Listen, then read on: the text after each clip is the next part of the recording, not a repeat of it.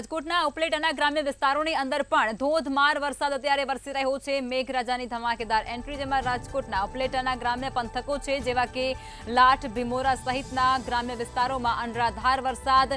લાઠ, કુઢેચ અને મજેઠીમાં પણ વરસાદી માહોલ। લાઠ અને ભીમોરાના ક્રોઝવે ઉપર પાણી ફરી વળ્યા હોવાના દ્રશ્યો પણ સર્જાઈ ચૂક્યા છે। નવા નીરનું આગમન છે તે પણ અનેક વિસ્તારોની અંદર થઈ રહ્યું છે। રાજકોટ અને ઉપલેટાના ગ્રામ્ય વિસ્તારો છે તેની અંદર પણ ધોધમાર વરસાદ વરસી રહ્યો છે। લાઠ અને ભીમોરા સહિતના ગ્રામ્ય પંથકોમાં અત્યારે અનરાધાર વરસાદ વરસી રહ્યો હોય તે પ્રકારના દ્રશ્યો સામે આવી રહ્યા છે। ઉપલેટા તાલુકાના મજેઠી ગામના સરપંચ ભીમભાઈ બોલું।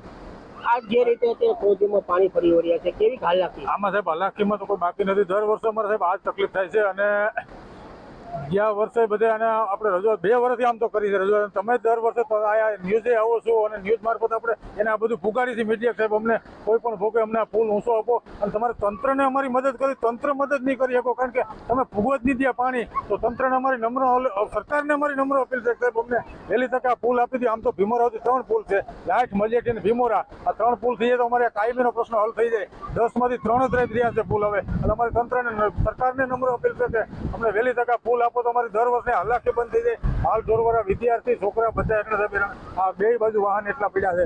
હવે દર વર્ષે ચોમાસામાં 4 મહિના હાલાકી રહી છે।